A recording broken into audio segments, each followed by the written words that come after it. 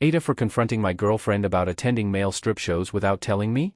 I, 28M, and Jen, 26F, have been dating exclusively for 2 years and living together for 6 months. We live in the college town where we both earned our computer science degrees, but we didn't know each other in college. Jen is the classic cute nerd who loves playing video games and is a huge fan of Doctor Who. Jen has a good college friend, Amber, with whom she goes out with maybe once every 4 to 6 weeks. Usually, it's something low-key like a movie or dinner and drinks. Many times it's during the week, not the weekend. I have never thought anything of it because I've never had a reason to. Plus, sometimes Jen comes home really horny and wants to have sex as soon as she stumbles through the door. But other times she texts me to say she's going to crash at Amber's place. A few nights ago, Jen and Amber had a girls' night. She told me they were going to see a late movie and maybe grab some drinks after. Jen came home around 11 p.m., tipsy but not drunk, and basically jumps me in bed. We went at it until she fell asleep around 1 a.m. When I went to turn her light off, I noticed a pop-up on her phone with a QR code ticket passed to something called Men in Motion. I googled it. It's a traveling show with male strippers that travels around the country and puts on a male strip shows. And yes, the ticket was for a show tonight. Jen and I don't have an open phone policy, but I knew her password and I was more than curious. I checked her Eventbrite app ticket history and it looks like she has gone to a lot of these shows. I also looked at her photos and found a folder with over 100 pics of her with male dancers wearing not a lot of clothing. I'm struggling with the idea that Jen enjoys watching hot naked men dance and has been hiding it from me. I feel inadequate and uneasy about the situation. Although there's no evidence she cheated, there have been 2 nights she didn't come home that matched the dates of the shows. Yeah, I have a good memory. It makes me wonder if something more is going on. I've always trusted Jen, and I don't want to accuse her of anything without evidence. However, this whole situation is making me uneasy. How do I bring this up to her without making her feel like I don't trust her? And how do I deal with the nagging feeling that even more may have happened? Wibta if I confronted her about this? Update. First, thank you for all the comments. It really helped me get my head on straight and realize I had been gaslighting myself. The shock of knowing my nerdy Jen was regularly watching male strippers, along with low-key feelings of inadequacy, I'm okay looking but I'm not ripped, blinded me to the fact that the active deception on her part was the bigger issue. Anyhow, here is an update on what's happened. I knew I had to talk to Jen. At home Thursday evening I told her I saw the ticket on her phone the night of the show, and asked her why she lied to me that she was going to the movies. She was initially taken aback and defensive but eventually apologized for not being upfront. She said that she and Amber just considered it a fun and even silly girls' night activity.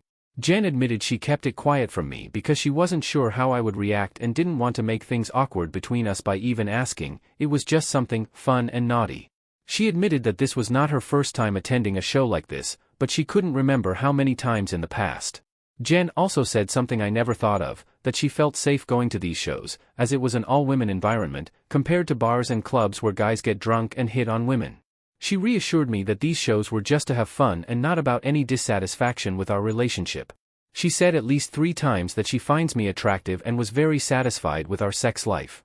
She even said if it would help me process things that she and I could go together to a club with female dancers. Neither of us have ever been to a strip club with female dancers but thought it would be similar, and I could see for myself that it was just naughty fun and we could experience it together. After a couple hours of talking she grabbed my hand and took me up to the bedroom to assure me that I am still the hottest man in her life. Next day I was satisfied with her explanation. Jen didn't tell me how many times she had gone to these shows, but I chalked it up to her being embarrassed at me finding out and not wanting to hurt me anymore. I also didn't ask about the pictures. I didn't want her to know that I had looked at her phone, and there really wasn't any smoking gun evidence of infidelity. But the next day something still just felt off. Maybe me just questioning myself and my naivety up until this point. So, I reached out to a mutual friend of ours, Kirsten. Kirsten was part of Jen and Amber's college friend group, and I knew Kirsten casually from a few classes we had taken together. Kirsten and I weren't close at all and I hadn't seen her since graduation, but we reconnected at her wedding a couple years ago. The wedding was just around the time Jen and I became exclusive. Jen and Amber were both bridesmaids. Jen took me as her +1. As far as I knew, Kirsten and Jen didn't have much interaction after the wedding, which I assumed was just normal for married people to lose contact with unmarried friends. I messaged Kirsten Saturday. I used the pretense that I was thinking of taking things to the next level with Jen, and that since she was the first person in the friend group that got married and that she knew Jen, that she could give me some advice. What she said next stunned me. She said that she didn't know that Jen and I were a couple, and that she hadn't spoken to Jen since the wedding. She also said we should meet up for coffee so she can fill me in on some things in person, but not to tell Jen we were meeting. Holy fug. We had coffee Sunday. Wow. Just fucking wow. Here is what she told me. I have written this chronologically so it makes more sense. 1. According to Kirsten, Jen was a virgin until her 21st birthday. As a joke, Kirsten, Amber, and friends decided to hire a male stripper for Jen's birthday celebration. To everyone's shock, Jen really liked the stripper and she lost her virginity that night. 2. Jen got the stripper's phone number, and Kirsten said they met up with him a few times after the party for what Jen called a special private show. Jen was unabashedly proud of this. 3. Jen became more interested in dancers, and would do things like suggesting Magic Mike for movie night. Other times she would comment on guys walking around campus, making comments about abs and biceps and saying, "I bet he looks good in a thong." 4. Jen had a serious boyfriend after college and before we met that I didn't know about. According to Kirsten, their relationship ended when the boyfriend discovered Jen in bed with, a stripper.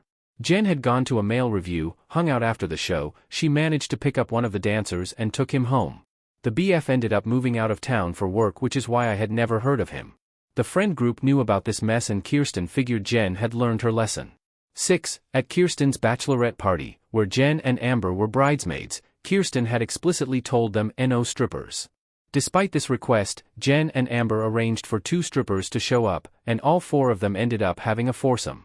Kirsten was understandably furious with them hijacking her bachelorette and blatantly disrespecting her, and ended the friendship with Jen and Amber, though she kept them in the wedding party because the wedding date was only a week away and she didn't want word of this to get out and overshadow the wedding. Looking back, I remember the vibe of the wedding felt off, and this was why. I could tell Kirsten was still rightfully very pissed about the whole situation, and said I deserved to know the truth. Over the course of an hour I went from stunned to furious. I'll spare you the ugly details of Sunday evening, but I broke it off and told Jen she has until the end of the week to move out. She was crying, screaming, begging, but at this point I had enough and told she could just fug off and die. Among her excuses, there was nothing wrong with a woman liking hot men, and that it was all just a fantasy no different than guys liking corn. It got her horny and I got the benefit of it.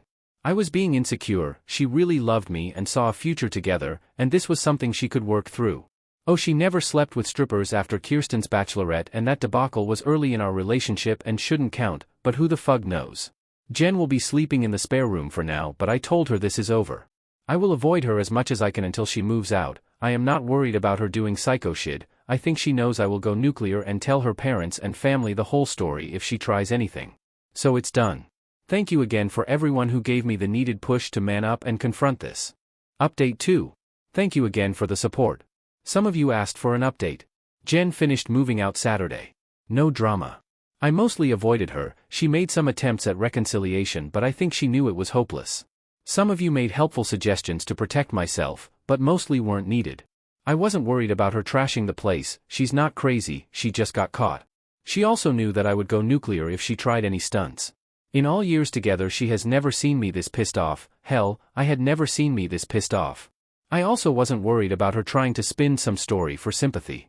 Our respective families live in different states, our friend circles, what's left of hers, don't overlap, we work for different companies. So there was no one for her to play the sympathy card on.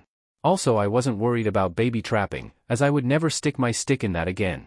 Also, we are both well-paid IT professionals with plenty of disposable income and no desire to have kids.